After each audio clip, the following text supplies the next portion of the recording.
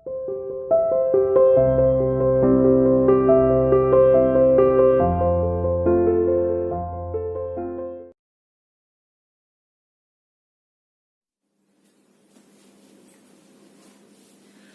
Morning बेटा, welcome to CR international school online classes.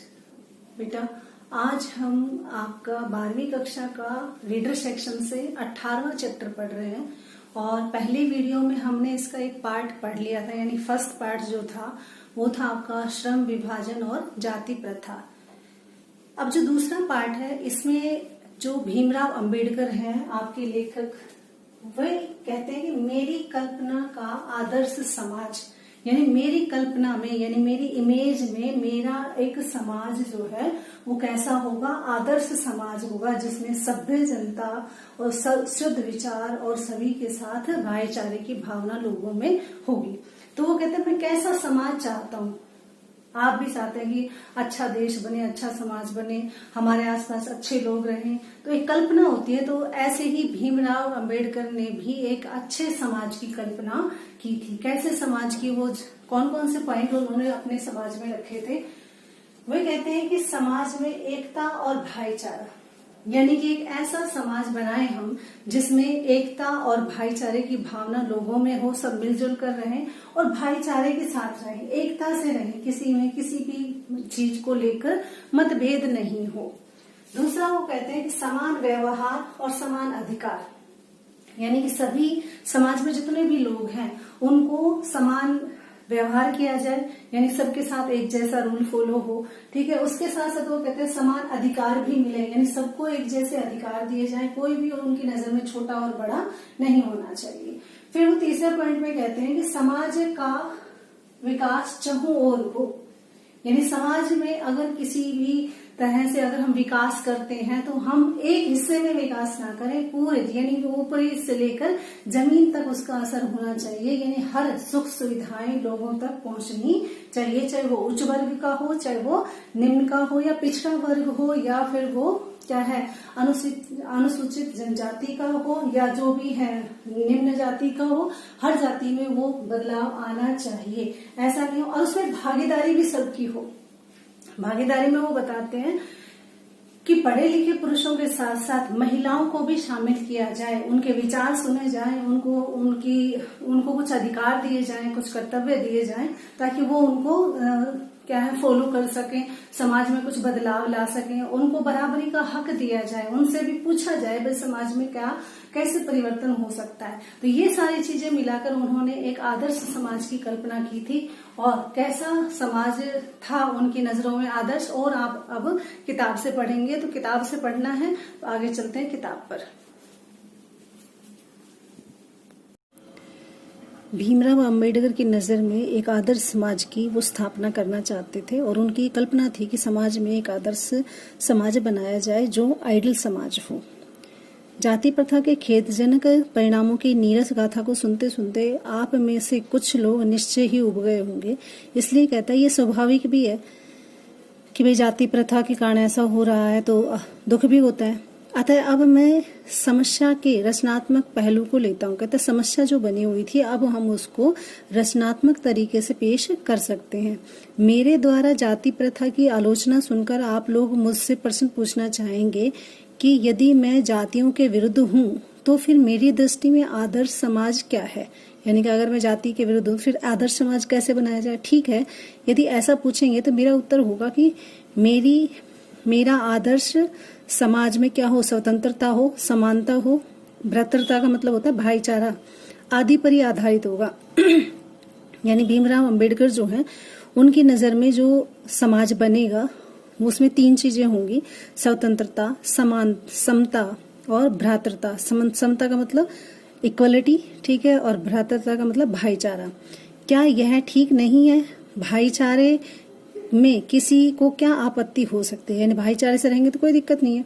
किसी भी आदर्श समाज में इतनी गतिशीलता होनी चाहिए, गतिशीलता का मतलब इतना मूवेबल हो, वो इतना क्रियात्मक हो कि जिसमें कोई भी अगर हम परिवर्तन करना चाहें तो समाज के एक छोर से दूसरे तक संचारित हो सके, यानी कि एक स्थान से दूसरे स्थान तक वो पहुंच सके, यानी एक कोने से दूसरे कोने तक वो जा सके। ऐसे समाज के बहुविध हितों में सबका भाग होना चाहिए। कहते ऐसा समाज जब हम बनाएंगे सभी के हित के लिए होगा तो सबकी भागीदारी भी होनी चाहिए, यानी सभी उसमें शामिल भी होने चाहिए। सबको उनकी रक्षा के प्रति सजग रहना चाहिए, यानी जो समाज में जो भी कर्तव्य रहेंगे ये सभी वादा करेंगे कि उनकी वो रक्षा करेंगे और उनके प्रति सजग भी रहेंगे। ये हर नागरिक का कर्तव्य बनेगा। सामाजिक जीवन में अबाध संपर्क के अनेक साधन, यानी सामाजिक जीवन को चलाने के लिए हमारे पास बहुत सारे अबोध संपर्क हैं, हम मिलते जुलते रहते हैं, अनेक साधन हैं, अनेक अवसर जो है उपलब्ध होने चाहिए। यानी संपर्क साधना ज्यादा हो, साधन ज्यादा हो, अवसर ज्यादा से ज्यादा लोगों को दिए जाएं। तात्पर्य यह है, कहने का मतलब ये है कि दूध पानी के मिश्रण की तरह, जैसे दूध और पानी को आप अलग नहीं कर सकते, उसी तरह से भाईचारे को भी आप समाज से अलग नहीं करना चाहिए। यानी समाज में भाईचारा भी ऐसा हो कि ताकि कोई भी व्यक्ति किस चाह कर भी उसे अलग ना कर सके। और इसी का दूसरा नाम है लोकतंत्र। कहते हैं ऐसे ही चीजों को जहाँ समाज में सबकी चलती हो, लोक की चलती हो, ऐसा ही शासन कहलाता है। क्योंकि लोकतंत्र केवल शासन की एक पद्धति ही नहीं है। कहते लोकतंत्र को हम शासन करने का एक तरीका नहीं कह सकते। लोकतंत्र तो मूलतः, लेकिन लोकतंत्र तो मूल रूप में क्या है? सामूहिक दिनचर्या है, जिस समूह में हम दिनचर्या जीते हैं की एक रीति है, समाज के सम्मिलित अनुभवों के आदान प्रदान का नाम है। यानी कि जब भी समाज में लोग मिलेंगे तो उनके जो एक्सपीरियंस हैं वो आपस में शेयर करेंगे, इसलिए इसका नाम ही लोकतंत्र है। इनमें ये आवश्यक है कि अपने साथियों के प्रति हम सभी श्रद्धा और सम्मान का भाव हो, यानी कि ये जरूरी है। ये तभी लोकतंत्र कहलाएगा जब सब अपने साथियों के प्रति श्रद्धा रखेंगे और एक दूसरे का सम्मान करेंगे। अब वो चलते हैं दूसरे पॉइंट पर। पहला था हमारा क्या कि भाई ऐसे में आदर्श समाज में क्या क्या होना चाहिए। तो इसी तरह वो कहता है कि समाज में भाईचारे की बात हो गई, इसी प्रकार कहता है स्वतंत्रता का भी कोई आपत्ति नहीं हो सकती। यानी अगर कहा जाए कि भाई समाज में सबको आजादी दी जाए, स्वतंत्रता दी जाए, तो शायद किसी को कोई दिक्कत नहीं है। गम और आगमन, यानी कि आने और जाने की स्वाधीनता है, जीवन जीने की स्वाधीनता है, शारीरिक सुरक्षा की स्वाधीनता के अर्थों में शायद ही कोई स्वतंत्रता का विरोध करे। यानी कि आने जाने की छूट हो, जीवन जीने की छूट हो, शारीरिक सुरक्षा के लिए छूट हो, तो फिर कौन उसका विरोध कर सकता है? कोई नहीं करेगा। इसी प्रकार संपत्ति के अधिकार की स्वतंत्रता है, जीवन यापन करने की लिए आवश्यक औजार रखने की आवश्यकता है, मतलब जो स्वतंत्रता दी जाती है, सामग्री रखने की के अधिकार, जिससे शरीर को वो स्वस्थ रखा जा सके, इसका अधिकार है, के अर्थ में भी स्वतंत्रता की कोई आपत्ति नहीं हो सकती। तो फिर मनुष्य की शक्ति के समक्ष, यानी कि मनुष्य के अंदर जो ताकत है, जो कैपेबिलिटी है, उसके समक्ष और प्रभावशाली प्रयोग को भी स्वतंत्रता क्यों ना दी जाए। जो वो प्रभावशाली इफेक्टिव कर सकता है, तो ऐसी चीजों के प्रति भी, यानी कि जो योग्यता है, जो प्रभावशाली है, ऐसी चीजों को भी योग्यता क्या है, स्वतंत्रता दी जानी चाहिए। कौन कहते हैं? डॉक्टर भीमराव अंबेडकर। जाति प्रथा के पोषक, यानी जाति प्रथा के जो पालनहार हैं, जो जाति प्रथा के समर्थक हैं, जीवन, शारीरिक सुरक्षा, संपत्ति के अधिकार की स्वतंत्रता को तो स्वीकार कर लेंगे, परंतु मनुष्य की योग्यता और वो जो करना चाहता है प्रभावशाली तरीके से, इफेक्टिव तरीके का जो प्रयोग स्वतंत्रता देने के लिए, वो जल्दी से तैयार नहीं होंगे। क्यों नहीं होंगे? क्योंकि इस प्रकार की स्वतंत्रता का अर्थ ये है कि अपना व्यवसाय चुनने की स्वतंत्रता किसी को नहीं है। यानी मैं जो चाहूं वो मैं काम धंधा करूं, ये स्वतंत्रता का अधिकार है। तो इसका अर्थ ये है कि उसे दास्ता में जकड़ कर रखना होगा। इसका मतलब ये है कि वो अपने हिसाब से अपना व्यवसाय नहीं कर सकता, और जब वह नहीं कर सकता, अगर उस पर दबाव बनता है, अगर उसे दबाया जाता है, तो उसे कहते हैं दास्ता। यानी दास प्रथा आपने सुनी होगी। क्योंकि दास्ता केवल कानूनी पराधीनता को ही नहीं कहा जाता, यानी जो दास्ता वर्ड है वो केवल कानून की पराधीनता नहीं, यानी कानून के रूप में गुलामी नहीं है।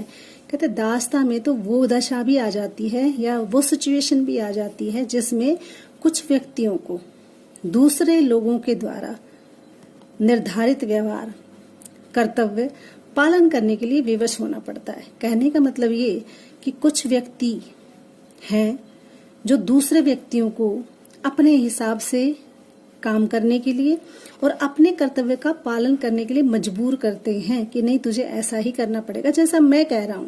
तो कहते हैं ऐसे में कुछ व्यक्तियों के द्वारा कुछ व्यक्तियों को उनके व्यवहार और कर्तव्यों का पालन करना पड़ता है जबरदस्ती, इसलिए उसे क्या कहते हैं, दासता।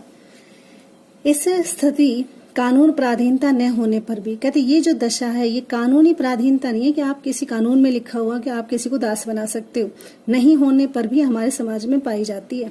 उदाहरण के रूप में वो कहता है जाति प्रथा की तरह ऐसे वर्ग होना संभव है। कहते जाति प्रथा की तरह ऐसे वर्ग बने हुए हैं हमारे समाज में जिसके दबाव में आकर लोग काम करते हैं, जहाँ कुछ लोगों की अपनी इच्छा के विरुद्ध पेशे अपनाने पड़ते हैं, जहाँ पर कुछ लोग अपनी मर्जी से अपना काम नहीं कर सकते, उनको जैसा कहा जाता है वो वैसा ही काम करते हैं। अब वो कहते हैं कि चलिए तीसरे पॉइंट पर चलते हैं। पहला हमने पढ़ा भाईचारा, दूसरा पढ़ा हमने मतलब स्वतंत्रता दी जानी चाहिए, तीसरा चलता है भाई समानता का व्यवहार हो। क्या समानता पर किसी को आपत्ति हो सकती है?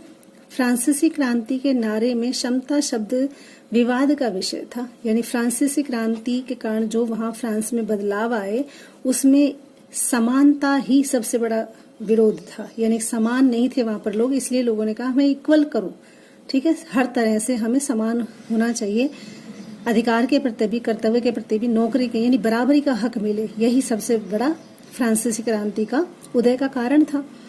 समता के आलोचक ये कह रहे हैं कि सभी मनुष्य बराबर नहीं होते, यानी जो समानता नहीं चाहते वो उसकी बुराई करते हुए कहते हैं कि सारे मनुष्य बराबर समाज में कैसे हो सकते हैं। उनका यह तर्क वजन भी रखता है, कहते हैं हाँ बिल्कुल ठीक है, सारों को तो बराबर नहीं किया जा सकता, लेकिन तथ्य होते हुए भी ये विशेष महत्व नहीं रखता। लेकिन फिर भी कहते हैं ज्यादा विशेष नहीं है, क्योंकि शाब्दिक अर्थ में समानता असंभव होते हुए भी नियमिक सिद्धांत है। समानता असंभव है लेकिन फिर भी ये नियम है कि हम सभी को समान सिद्धांत से काम करवाएं। कैसे? अब वो कहता है कि मनुष्य की जो क्षमता है, यानी कि मेरे अंदर जो कैपेसिटी है, ठीक है, जो मैं काबिलियत है मेरे अंदर, वो 3 बातों पर निर्भर करेगी। 3 में कौन सी? एक तो शारीरिक वंश परंपरा, यानी कि मेरे शरीर का जन्म जो है वो कैसे परिवार में हुआ है, ठीक है। अगर मेरा जन्म धनाढ्य परिवार में हुआ है तो नेचुरल है मैं शुरू से ही धनाढ्य रहूंगा। अगर मेरा जन्म किसी निम्न परिवार में हुआ है तो मैं शुरू से ही गरीबी में जीऊंगा, ठीक है। तो ये एक तो है शारीरिक वंश परंपरा। दूसरा कहता है कि सामाजिक अधिकार अर्थात सामाजिक परंपरा के रूप में माता पिता के कल्याण की कामना, यानी कुछ हमें सामाजिक अधिकार दिए जाते हैं, समाज हमें अधिकार दे देता है। मान लीजिए मेरे माता पिता बहुत ही समाज में प्रतिष्ठित व्यक्ति हैं, ठीक है, तो लोग मुझे भी प्रतिष्ठित व्यक्ति ही समझेंगे। और माता पिता की कल्याण कामना, और ऐसे माता पिता की कल्याण की कामना हर कोई करेगा, यानी कि भाई फलाने का बेटा है तो इसे ये काम करना पड़ेगा, ठीक है। उसकी ऊंची शिक्षा काम करेगी, क्योंकि अच्छा पैसा है तो अच्छा ऊंचा समाज में मिला हुआ है, धन दौलत अच्छी मिली हुई है तो बाहर जाके विदेश में अच्छी शिक्षा प्राप्त कर लेगा। वैज्ञानिक ज्ञानोपार्जन, ठीक है, यानी तकनीकी संसाधन उसके पास ज्यादा होंगे, आदि उपलब्धियां जिनके कारण सभ्य समाज जंगली लोगों की अपेक्षा विशिष्टता प्राप्त करता है। यानी ये दोनों चीजें, भाई जिसका जन्म अच्छे कुल में हुआ हो और अच्छे कुल में होने के बाद उसका सामाजिक रुतबा बड़ा अच्छा हो, माता पिता बहुत ही क्या है प्रतिष्ठित व्यक्ति रहे हो, शिक्षा उनकी ऊंची रही हो, उनके पास टेक्नोलॉजी ज्यादा हो, तो ऐसे में वो लोग सभ्य समाज में क्या है जंगली लोगों से थोड़ा सा ऊपर हो जाते हैं। और अंत में है मनुष्य के अपने प्रयत्न। ये दोनों चीजें पर तो हमारा बस नहीं चलता, ठीक है।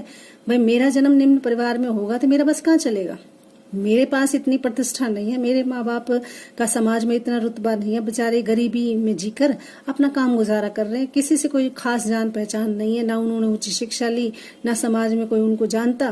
तो ऐसे में ये दोनों चीजें तो मेरे बस में नहीं है। लेकिन मनुष्य के अपने प्रयत्न, लेकिन मैं कोशिश तो कर सकता हूँ, यानी कि मैं निम्न जाति में होकर भी अपने खुद के प्रयत्न करके भी तो मैं अपने अधिकार ले सकता हूँ, ठीक है। यानी खुद के व्यक्ति मनुष्य अपने प्रयत्न करेगा, कोशिश करेगा, तो चाहे भले वो निम्न वर्ग का हो, लेकिन उसे क्या कोशिश कामयाब हो जाएगी, उसे बराबरी का अधिकार मिल जाएगा। इन तीनों दृष्टियों में निसंदेह मनुष्य समान नहीं होते, ठीक है। कई बार प्रयत्न करने के बाद भी असफल हो जाते हैं। जरूरी नहीं है आपका जो जन्म है वो उच्च या निम्न कुल में हो, जरूरी नहीं है आपको सामाजिक अधिकार मिले, समाज में आपको शुरू से ही धनाढ्य परिवार मिले, ऐसा नहीं है जरूरी। इन तीनों दृष्टियों में मनुष्य समान नहीं हो सकते। तो क्या इन विशेषताओं के कारण समाज को भी उनके साथ असमान व्यवहार करना चाहिए? यानी कि ये चीजें तो ऐसी हैं जो हमारे वश में नहीं है, तो क्या समाज हमें समान व्यवहार नहीं कर सकता हमारे साथ? समता विरोध करने वालों के पास इसका क्या जवाब है? तो कहते ये चीजें तो हमारे बस में नहीं है, लेकिन समानता का व्यवहार तो हमारे बस में है, तो वो तो चीजें हम कर सकते हैं।